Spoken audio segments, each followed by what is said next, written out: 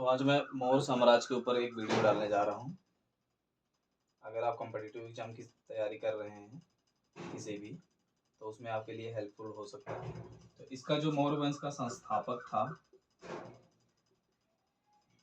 वो था चंद्रगुप्त मौर्य। इसके लिए एक छोटी सी कहानी बताते हैं कि सबसे पहले जो इसके चंद्रगुप्त मौर्य से पहले शासन था वो समुद्रगुप्त का था। तो ये बहुत कुमारगुप्त नहीं, समुद्रगुप्त का था। इसने बहुत क्रूर था। इसके क्रूरता के कारण जो कौटिल्य थे वो बहुत व्यथित थे और उनको शायद कुछ परेशानियां भी झेलनी पड़ी थी। तो जिसके कारण से वो तलाश कर रहे थे कि कोई ऐसा आदमी मिले जिसकी सहायता से मैं बदला ले सकूं।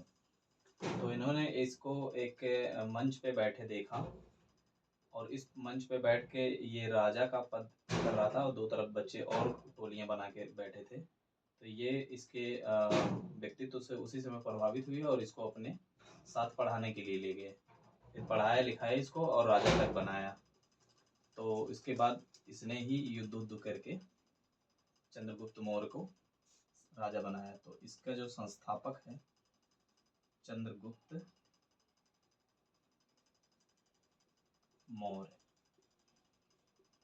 संस्थापक है, ठीक है। इसकी जानकारी हमें मिलती है अर्थशास्त्र से। अर्थशास्त्र जो है ये चाणक्य की ही रचना है, चाणक्य, ठीक है। ये इसको चंद्रगुप्त भी कहते हैं और विष्णुगुप्त भी कहते हैं, ठीक है। तो अर्थशास्त्र में जो है वो 15 अधिकरण, ठीक है, अधिकरण 180 प्रकरण और 4000 श्लोक हैं, ठीक है। फिर एक और आता है इंडिका। इंडिका इसके जो लेखक हैं वो है मेगास्थनीज, जो एक राजदूत था और चंद्रगुप्त मौर्य के दरबार में रहने आया था, ठीक है। तो इसने जो है इंडिका की रचना की थी। तो इससे हमें मौर्य साम्राज्य की जानकारी मिलती है, ठीक है। मोटा मोटा यही है। फिर उसके बाद जो इस राज्य की जानकारी जिस अभिलेख से मिलती है वो है रुद्र दामन अभिलेख, रुद्र दामन अभिलेख। और यह जो है जूनागढ़ से प्राप्त हुआ है। जूनागढ़ आज के डेट में पाकिस्तान में है, तो वहां से प्राप्त हुआ है, ठीक है। तो पहले भारत जो था वो अफगानिस्तान तक था, अफगानिस्तान बलूचिस्तान तक था, क्योंकि इसका जो साम्राज्य है मौर्य साम्राज्य वहां तक फैला हुआ था, ठीक है। चंद्रगुप्त मौर्य जो है ये 322 ईस्वी में गद्दी पर बैठता है और 298 में इसकी मृत्यु हो जाती है, ठीक है। इतना तो आपको पता ही होगा कि जो ईसा पूर्व है वो बैक साइड चलता है। मान लो 1 है, 10 है, फिर 9, 7, 8, 7, 6, 5 ऐसे ऐसे। और जो सन है वो 10 से 11, फिर 12, 13 ऐसे बढ़ता है। तो इसमें इसने शासन ग्रहण किया था और इसमें इसकी मृत्यु हो गई थी, ठीक है। अब कुछ लोग इसको क्षत्रिय कहते हैं, कुछ लोग वैश्य कहते हैं, तो कुछ लोग इसको शूद्र कहते हैं। तो जो पुराण है वो नंदों को जो है नंद वंश से ही इसको उपजा हुआ मानते हैं। तो नंद की जो पत्नी थी उसका नाम था मूरा, मूरा। इससे उत्पन्न मानते हैं चंद्रगुप्त मौर्य को, कि चंद्रगुप्त मौर्य का जो जन्म हुआ था इसी औरत से हुआ था। तो ये शूद्र थी तो वो भी शूद्र होगा, ठीक है। और कुछ लोग इसको क्षत्रिय कहते हैं। तो एक है रोमिला थापर, रोमिला थापर इतिहासकार हैं। इन्होंने इसको वैश्य कहा है चंद्रगुप्त मौर्य को, ठीक है।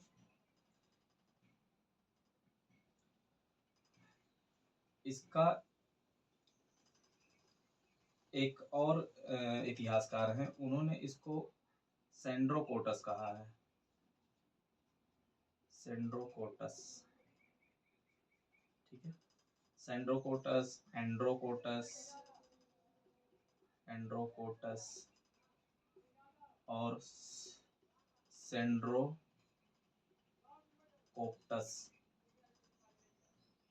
कोप्टस, ये जो है तीनों नाम जो है चंद्रगुप्त मौर्य के ही बताए गए हैं। ठीक है,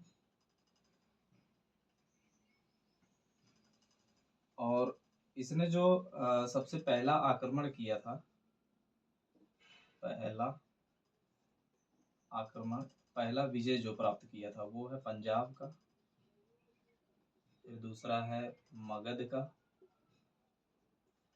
मगध का जो राजा था उस समय धनानंद था।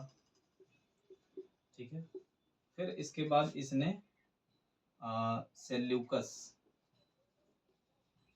सेल्यूकस नाम का एक राजा था, उससे उसके और इसके बीच लड़ाई हुई थी सिंधु नदी के, सिंधु नदी के तट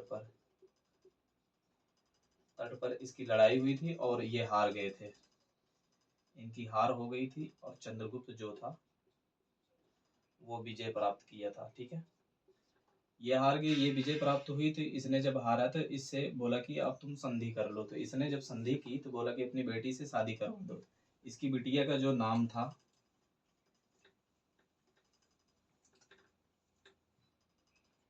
इसकी बेटी का जो नाम था सेल्यूकस की, वो था हेलेना, हेलेना, इसी को कार्नेलिया भी कहते थे। ठीक है, इसका जो विवाह हुआ था वो हुआ था चंद्रगुप्त से। ठीक है, फिर इसने 4 राज्य भी दिए थे उस संधि के दौरान। पहला था आरकोसिया, आरकोसिया को ही, ये कौन सी भाषा का मुझे पता नहीं है, पर ये कंधार, कंधार को ही आरकोसिया लिखा गया है। दूसरा जो है एरिया, एरिया होगा फारसी वरसी कोई, ये हेरात का नाम था। ठीक है, तीसरा जो है जेड्रोसिया, जेड्रोसिया जो है बलूचिस्तान का नाम है। ठीक है, चौथा जो है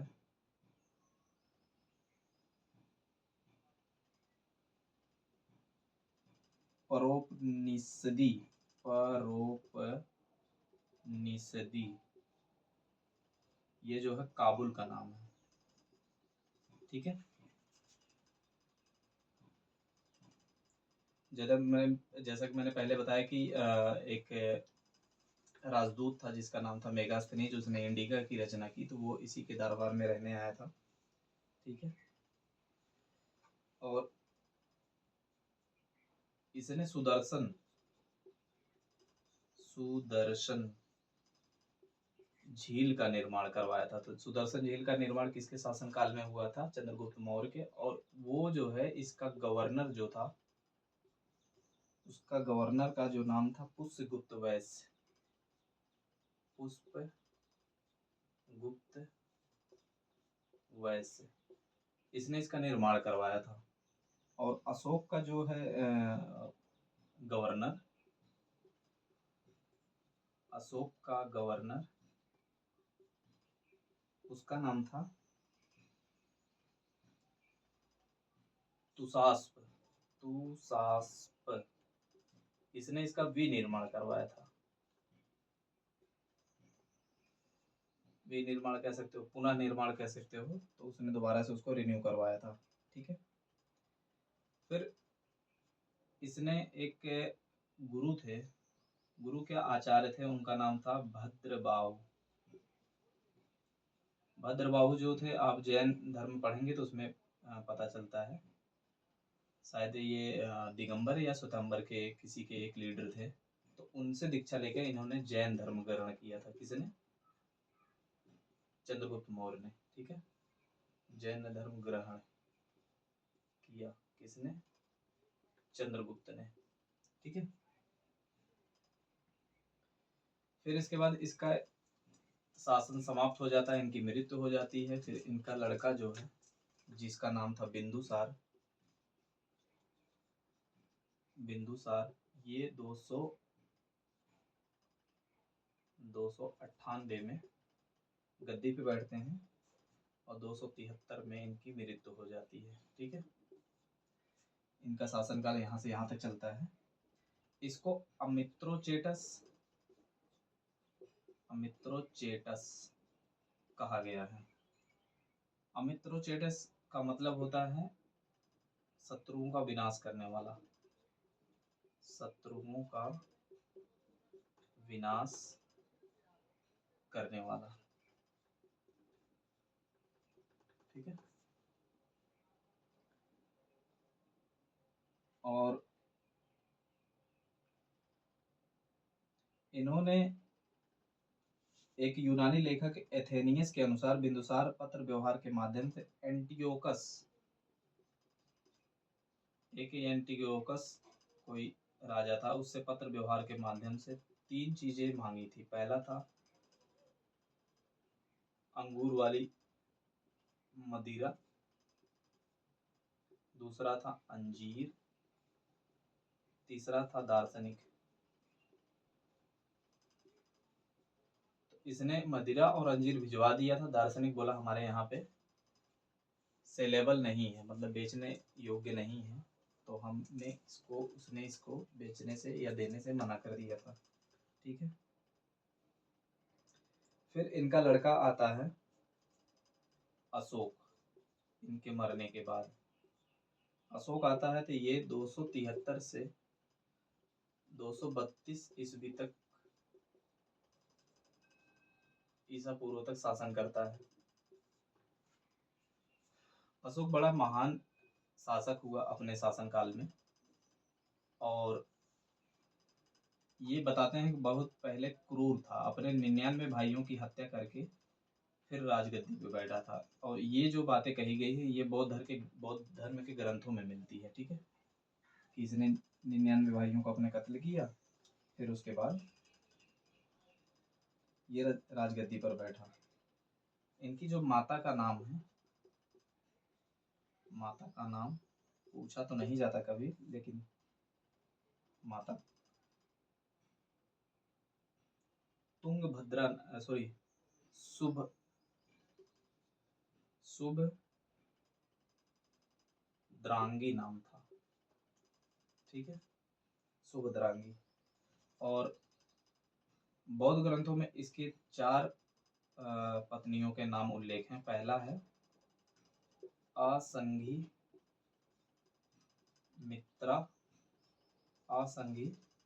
मित्रा, दूसरा है महादेवी वर्मा नहीं है, पद्मावती, और चौथा है तिस्य रक्षिता। ठीक है, और एक कौशाम्बी अभिलेख में 5वीं पत्नी का नाम मिलता है। कौशाम्बी अभिलेख में इसकी पत्नी का नाम मिलता है कारुवाकी। ठीक है, ये इम्पोर्टेंट हो सकता है, और ये सारे नाम हैं। ठीक है, और एक इसके पुत्र का नाम है तीवर। अब ये नहीं पता वो किसका बेटा था, अशोक का बेटा था, पत्नियों में किसका बेटा था नहीं पता। पुत्र का नाम जो था वो नाम था तीवर। ठीक है, और इसका नाम, अशोक का नाम एक और मिलता है किसी अभिलेख में, वो है देव नाम प्रियदर्शी। इस पीडीएफ में तो ऐसा ही मिला है बुक में, बाकी किसी में देवनिया प्रियदर्शी लिखा हुआ मिलता है। ठीक है, तो दोनों नाम अशोक का ही है। इसका मतलब है देवों का प्यारा, देवों का प्यारा। ठीक है, ये अशोक का नाम है। अशोक का नाम 4 और अभिलेखों में मिलता है। वो चारों अभिलेख का नाम है, एक गुर्जरा जो एमपी में है, दूसरा है मास्की जो कर्नाटक में है, तीसरा जो है वो है नित्तूर, ये भी कर्नाटक में है, चौथा जो है उडेगोलन, ये भी कर्नाटक में। 3 कर्नाटक में है, एक एमपी में है। इनमें इसका नाम अशोक का नाम जो है मिलता है। ठीक है। और इसने अपने पूरे जीवन काल में सिर्फ एक युद्ध लड़ा था, वो है कलिंग युद्ध। कलिंग युद्ध जो है 261 में लड़ा था और इसमें बहुत सारे नरसंहार हुए थे, बहुत सारे लोग मारे गए थे। तो इससे व्यथित होकर इसने फिर बौद्ध धर्म ग्रहण कर लिया, बौद्ध धर्म ग्रहण किया और बाद में इसे एक नीति अपनाई जिसको कहते हैं धम्म नीति। धम्म नीति यानी धम्म विजय की नीति अपनाई। फिर इसने जो लड़ने का युद्ध नीति था उसको छोड़ दिया था। ठीक है, ये कुछ इम्पोर्टेंट है। तो धम्म नीति किसी ने अपनाई थी? अशोक ने। ठीक है।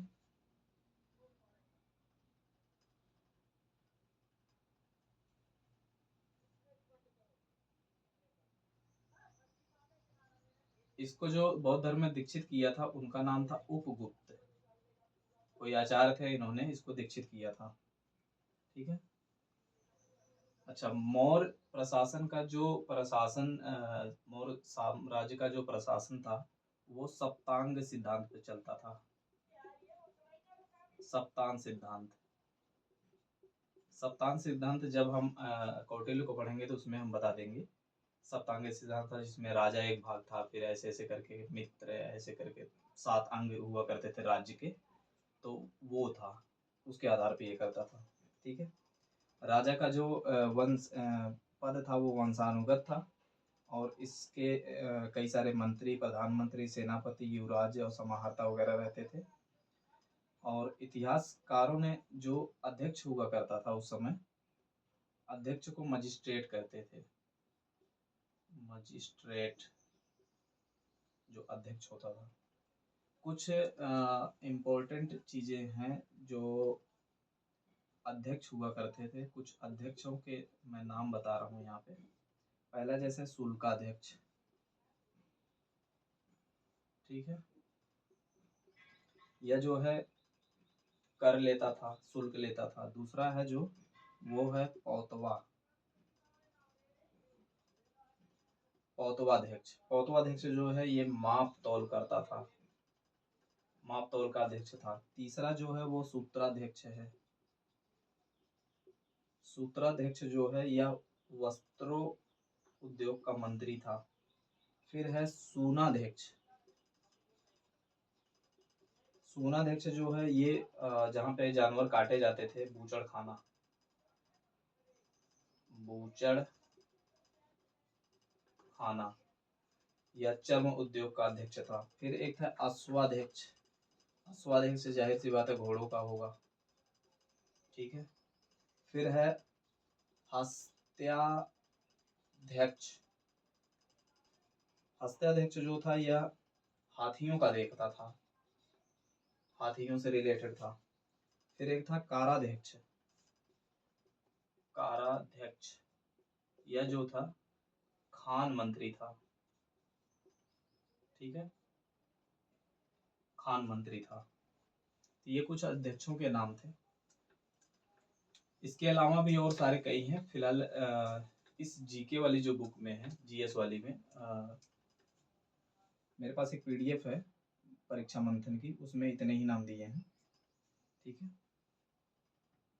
और मौर्यकालीन जो सैन्य व्यवस्था थी, सैन्य व्यवस्था में जो इम्पोर्टेंट है वही मैं लिखाऊंगा, बाकी मैं पढ़ता चल रहा हूँ। यूनानी इतिहासकारों ने चंद्रगुप्त के सेना में 6 लाख पैदल यात्री, 30,000 अश्वरोही और 9,000 गज सेना यानी हाथी वाले और 8,000 रथ सेना थी। मेगास्थनीज के अनुसार सेना की देखरेख के लिए अलग एक विभाग था। उस विभाग के 30 सदस्य थे। ठीक है, उस विभाग का नाम नहीं दे रखा है इसमें। कौटिल्य के अनुसार राजा को सभी वर्ग के लोगों को, चाहे शूद्र हो चाहे वैश्य हो, सभी वर्गों की सेना को उन्होंने भर्ती किया था सेना में। अब कौटिल्य के अनुसार जो था 3 प्रकार का युद्ध उसने बताया था कि जो राजा है उसको 3 प्रकार का युद्ध करना चाहिए। पहला उन्होंने बताया प्रकाश युद्ध।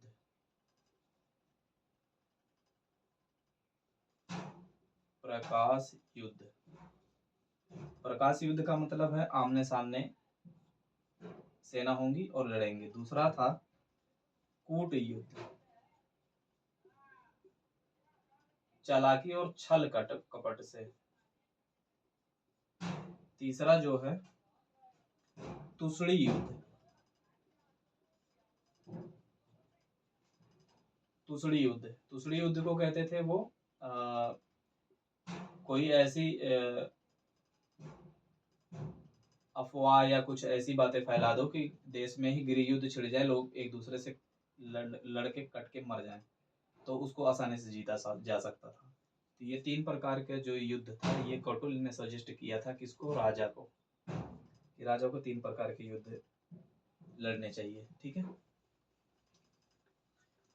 फिर है गुप्तचर व्यवस्था।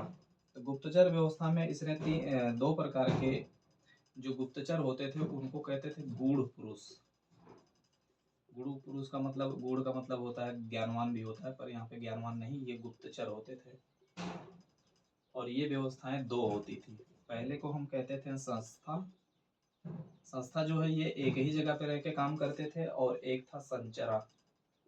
इनमें जो भर्ती होते थे ये भ्रमण करते थे चारों तरफ और वहां पे जा जाके गुप्तचरी करते थे। ठीक है, अब न्याय व्यवस्था जो थी वो 2 भागों में डिवाइड थी। जो न्यायालय था, पहला तो राजा जो है ये सर्वोच्च होता था न्यायालय का, न्याय का। फिर इसका 2 था, एक था फौजदारी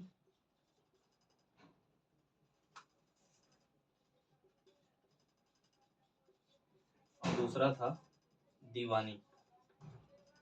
जो फौजदारी था इसका नाम था कंटक शोधन। कंटक शोधन, ठीक है, तो कंटक शोधन फौजदारी को ही कहते थे। और ऐसा माना जाता है कि ये बहुत जो अशोक था ये बहुत उदार हृदय वाला था। 25 बार इसने वृद्ध जो कैदी थे उनको छोड़ा था। ठीक है, फिर उसके बाद राजस्व व्यवस्था जो आती है, राजस्व व्यवस्था में भाग नाम का कर लिया जाता था। यह जो था भूमि कर था। ठीक है, ये और बिक्री कर था। बिक्री कर जो था ये था 2। पहला था हिरण कर। हिरण का कर नहीं होता था, ये नगद होता था, इसको इसलिए हिरण कर कहा जाता था। और दूसरा जो था वो था उदक भाग।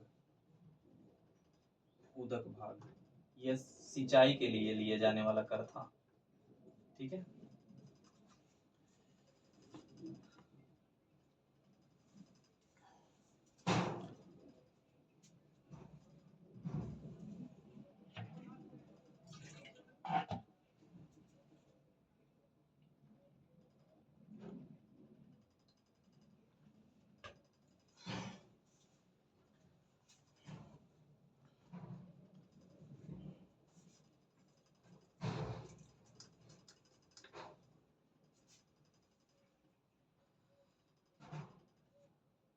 नगर प्रशासन के बारे में देखें तो मौर्यकालीन नगर प्रशासन की जो सबसे अच्छी जानकारी मिलती है वो हमें इंडिका से ही मिलती है, जो मेगास्थनीज ने लिखी थी। ठीक है, नगर संबंध में पोलीब्रोथा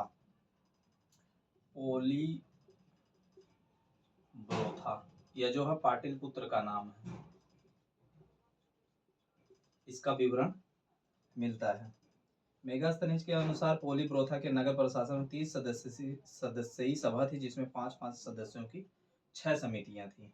ठीक है, और मेगास्थनीज के अनुसार नगर का प्रमुख अधिकारी एस्ट्रोनोमोई होता था। तो जो नगर का प्रमुख था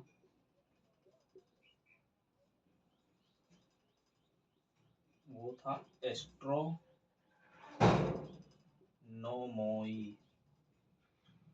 ठीक है।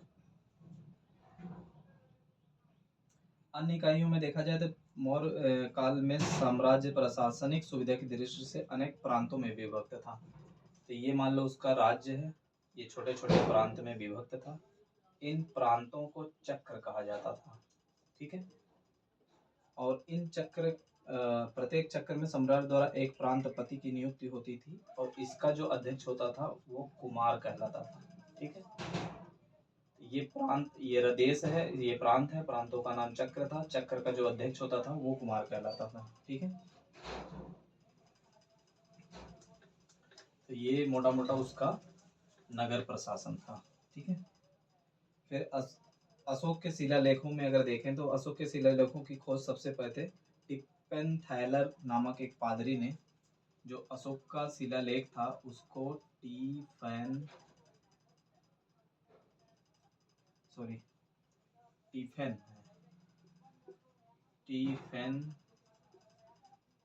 थैलर, ये पादरी थे, इन्होंने 1750 में खोजा था। ठीक है। सर्वप्रथम जिनसेफ नहीं, प्रिंस जेम्स प्रिंसेप है, इन्होंने इसके अभिलेख को पढ़ा था। ठीक है। और इन्होंने दिल्ली वाले जो टोपरा का अभिलेख है, दिल्ली टोपरा का अभिलेख, उसको भी पढ़ा था। ठीक है।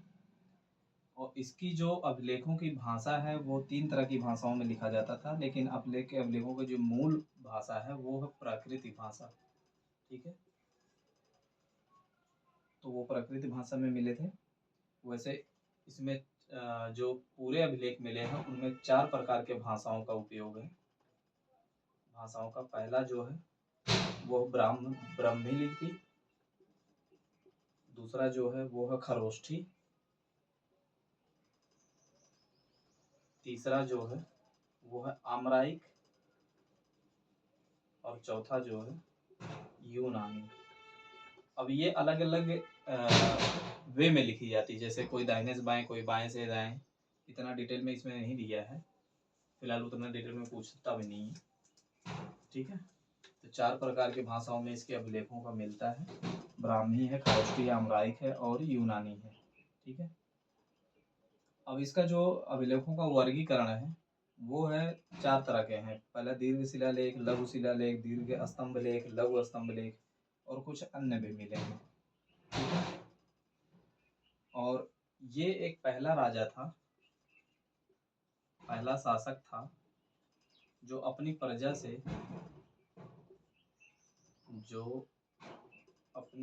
से अभिलेखों के माध्यम से सीधे प्रभावित होता था या प्रभावित करता था। ठीक है। अभिलेखों के माध्यम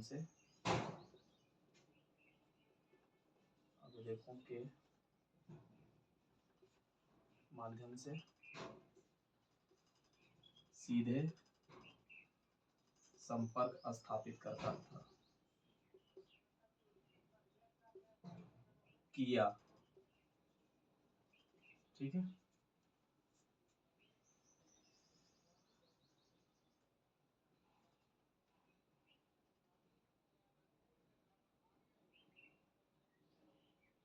अब पाकिस्तान से प्राप्त दीर्घ शिलालेखों की जो लिपि है वो खरोष्ठी में है। भाब्रू लघु शिलालेख में अशोक द्वारा बौद्ध धर्म में आस्था व्यक्त किए जाने का उल्लेख मिलता है, और भाब्रू लघु शिलालेख में ही अशोक ने स्वयं को मगध का राजा कहा है। एरियाबुडी से दीर्घ एवं लघु शिलालेख दोनों प्राप्त हुए हैं, और द्वितीय दीर्घ शिलालेख में अशोक द्वारा अपने साम्राज्य या पड़ोसी राज्यों में मनुष्य एवं पशुओं की चिकित्सा का प्रबंध किए जाने का उल्लेख किया है। रुम्मीनिदेई अभिलेख में एक बलि नामक कर समाप्त करने और भूमि कर घटाने का उल्लेख मिलता है। तो रुम्मीनिदेई जो है ये इम्पोर्टेंट है कि किसमें कर रुम्मिन देई। इस शिलालेख में जो है इसने कर का जो बलि नामक कर था इसको समाप्त कर दिया था और बाकी पूर्ण कर को घटा के 1/8 कर दिया था। ठीक है। इलाहाबाद कौशाम्बी लघु शिलालेख में रानी का अभिलेख कहा जाता है और प्रथम पृथक अभिलेख में अशोक कहता है कि सभी मनुष्य मेरी संतानों के समान है। ठीक है। प्रथम पृथक अभिलेख में अब इसमें हम देखते हैं कि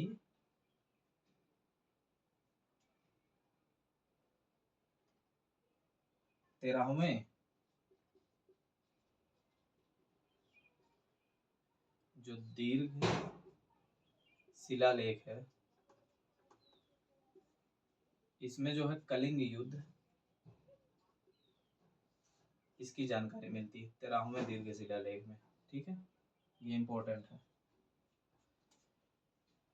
क्योंकि इसी युद्ध के बाद इसने अपना धम्म विजय की नीति अपनाई थी। और सामाजिक व्यवस्था का अगर हम देखें सामाजिक व्यवस्था कैसी थी उस समय, तो सामाजिक व्यवस्था में परंपरागत वो ये 4 वर्णों में विभाजित था जैसा कि आप सभी जानते हैं, ब्राह्मण, शूद्र और क्षत्रिय, वैश्य। ठीक है। और आर्थिक आधार पर भारतीय समाज को 7 भागों में बांटा था। पहला था दार्शनिक, दूसरा था कृषक, तीसरा था पशुपालक, चौथा था व्यापारी एवं शिल्पी, पांचवा था सैनिक, छठवां था निरीक्षक और सातवां था मंत्री। ठीक है। तो ये 7 तरीके से इन्होंने बांटा था। ठीक है।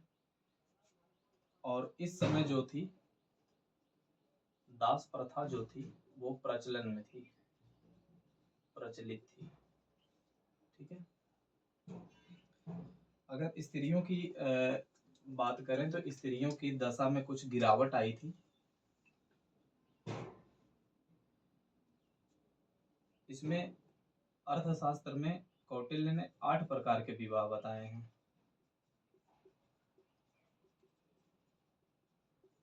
ठीक है। अब 8 के प्रकार नहीं बताऊंगा, 8 प्रकार के आए थे जिसमें प्रेम विवाह और राक्षसी विवाह और ब्राह्मण जाता था विवाह करवाने तो वहीं दान मांग लेता था, वो वाला विवाह, सारे विवाह इसमें आते हैं। तो 8 प्रकार के विवाह होते थे। ठीक है। हालांकि पुनर्विवाह भी होता था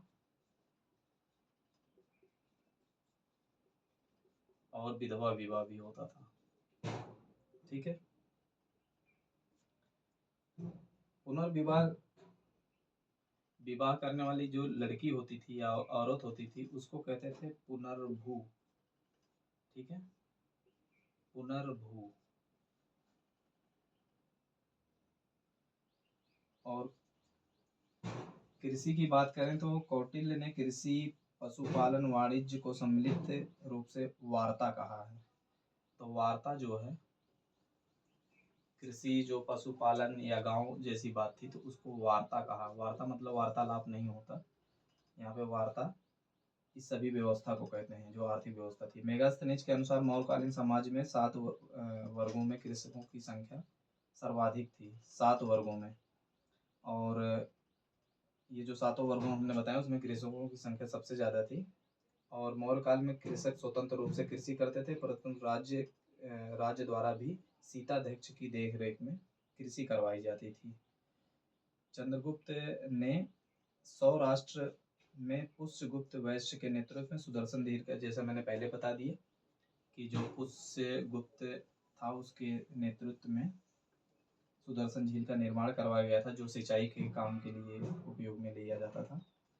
और अर्थशास्त्र के अनुसार वर्ष में 3 फसलें उगाई जाती थी। तो 3 फसलें जो है साल में, जो फसलों का पैटर्न था, क्रॉपिंग पैटर्न, उसमें था हायमन, इसको रबी की फसलें कहते हैं।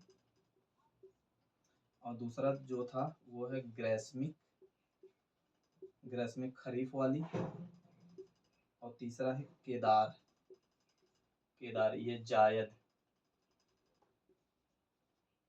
जायद की फसलें। ठीक है, हो सकता है कभी इसका मिलाप पूछ ले कि ग्रीष्मिक, केदार और जायद। तो हैमन का मतलब होता है रबी, ग्रीष्मिक का मतलब खरीफ, और ये है केदार का मतलब जायद। ठीक है, ये तीन तरह के जो फसल पैटर्न थे उस समय वो यूज हो रहे थे। उद्योगों में देखा जाए तो मौर्य काल में अनेक प्रकार के उद्योग को राज्य नियंत्रित होते थे। और क्रांतिक मौर्य काल में कर्मांतिक साम्राज्य के उद्योग धंधों का प्रधान नियंत्रण होता था। और वस्त्र उद्योग भी इसमें इम्पोर्टेंट था। भारत में सोना निकालने वाली चींटियां भी पाई जाती थी। भाई साहब कौन सी चींटियां थी भगवान जाने, आज के रोबोट भी नहीं है। चींटियां सोने निकालने के लिए यूज की जाती थी, सोने को निकालने वाली। आपको इम्पोर्टेंट चीज बता दूं, चंद्रगुप्त जो मौर्य थे ये एक बहुत बड़े रसायनज्ञ भी थे, रसायनज्ञ। क्योंकि अभी तक आपने सुना होगा अर्थशास्त्र ही लिखा है इन्होंने, पर ये बहुत बड़े केमिस्ट भी थे। तो इसलिए इनको ये चींटी निकालने वाली, जो सोना निकालने वाली चींटियां हैं, हो सकता है उनको ट्रेन करने में इनकी कोई योगदान रहा हो। ठीक है,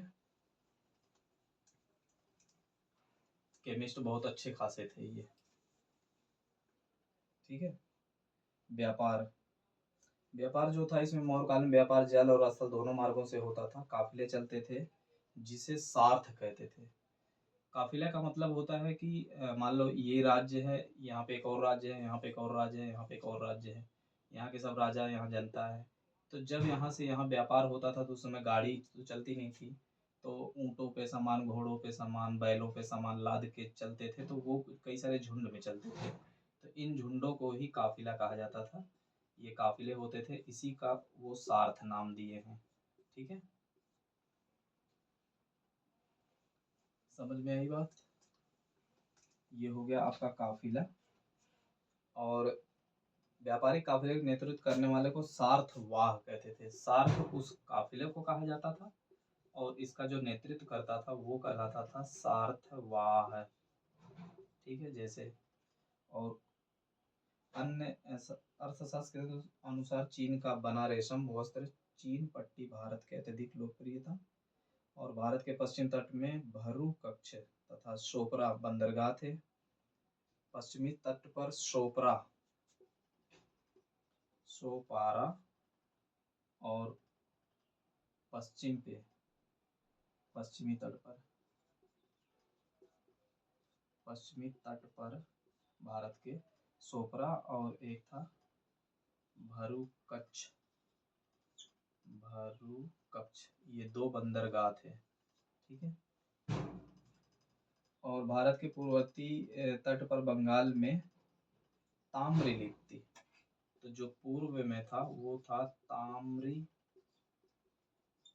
लिप्ति, ये बंदरगाह ये भी था। तो तीन बंदरगाह हुआ करते थे उस समय। और जो मुद्रा थी वो पंचमार्ग यूज होती थी, जिससे पीट के तैयार किया जाता था। तो उसमें सोने की भी मुद्रा थी, चांदी की और ताम्र की ढली मुद्रा भी थी।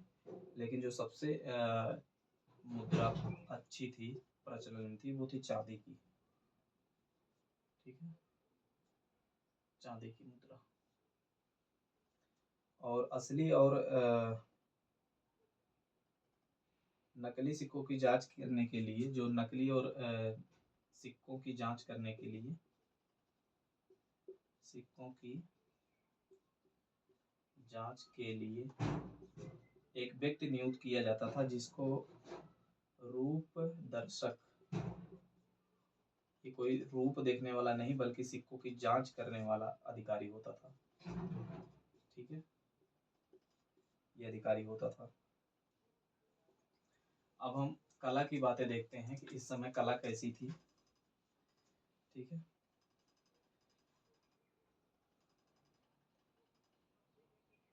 मेगास्थनीज के अनुसार पाटलिपुत्र भारत का सबसे बड़ा नगर था और यह गंगा और सोन नदी के संगम पर स्थित है। इसमें 80 स्टेडिया लंबा और 15 स्टेडिया चौड़ा। स्टेडिया कोई गज होता था उनकी भाषा में, गज या मीटर जो भी कह सकते हैं। और 60 फीट गहरी खाई थी। मध्य नगर में खाद्यान्नों से घिरा हुआ राजप्रसाद था और जो सूसा तथा सीरिया के राजप्रसाद से भी सुंदर था। राजप्रसाद कहे तो घर जैसा कुछ ऐसे टाइप का बना होता था, गुम्बद जैसा, तो उसको राजप्रसाद कहते थे। नहीं, राजप्रसाद कुछ चबूतरे जैसा होता था तो उसको राजप्रसाद कहते थे, इसको तो गुम्बद कहते थे। ठीक है। खुदाई के दौरान कोई मिला नहीं है। फाहियान पाटलिपुत्र के राजप्रसाद वर्णन करते हुए कहता है कि यह राजप्रसाद पत्थर से निर्मित था, यह मानव द्वारा नहीं देवताओं द्वारा बनाया गया प्रतीत होता है। तो ये कुछ मौर्यकालीन जो कलाएं थी उसके बारे में कुछ बातें कही गई हैं। गुफाओं में देखा जाए तो बराबर पहाड़ी में अशोक ने 4 गुफाओं का निर्माण करवाया था, जिन्हें आजीवक संप्रदाय के साधुओं को दान में दे दिया था। नागार्जुनी पहाड़ी पर अशोक के पौत्र दशरथ ने 3 गुफाओं का निर्माण करवाया, जिन्हें आजीवक संप्रदाय के साधुओं को ये भी दान में दे दिया। स्तूप में देखें तो बौद्ध स्तूप जो इतने भी बने हैं और इन्हीं के काल में बने हैं। स्तूप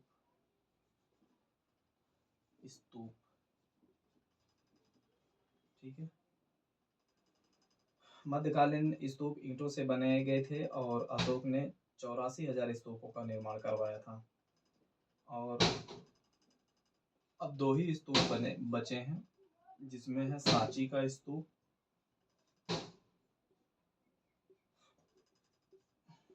और दूसरा है सारनाथ का स्तूप। ठीक है। स्तंभ देखा जाए, अशोक ने अपने स्तंभ में लाल बलुआ पत्थर का उपयोग किया। लाल बलुआ पत्थर चुनार, मिर्जापुर, मथुरा की पहाड़ियों से लाया गया था। सारनाथ स्तंभ में 4 पशु वाले दिखाया गया था। ये जो सारनाथ का स्तंभ है, यही जो है अशोक चिन्ह है। अशोक का जो ऐसे बना हुआ है, 3 इधर शेर दिखते हैं, 3 उधर शेर दिखते हैं। ठीक है। और नीचे जो है इसमें 4 जानवर हैं टोटल। पहला है हाथी, दूसरा है घोड़ा, अश्व, तीसरा है शेर और चौथा जो है वृषभ। ठीक है।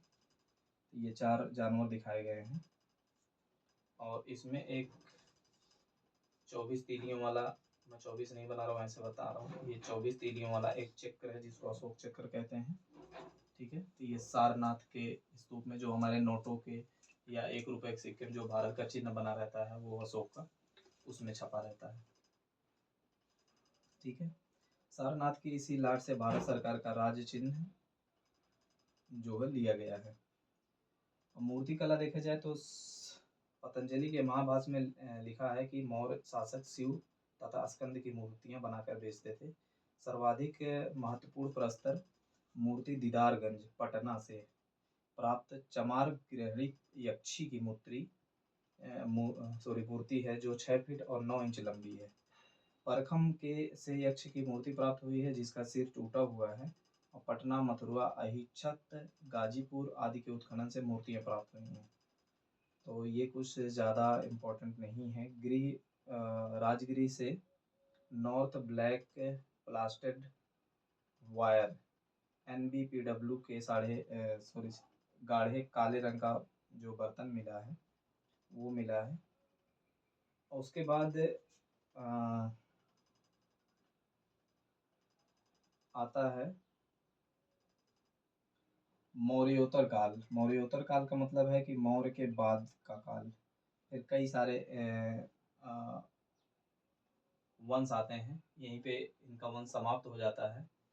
फिर स्टार्ट होता है सुंग वंश। ठीक है। फिर है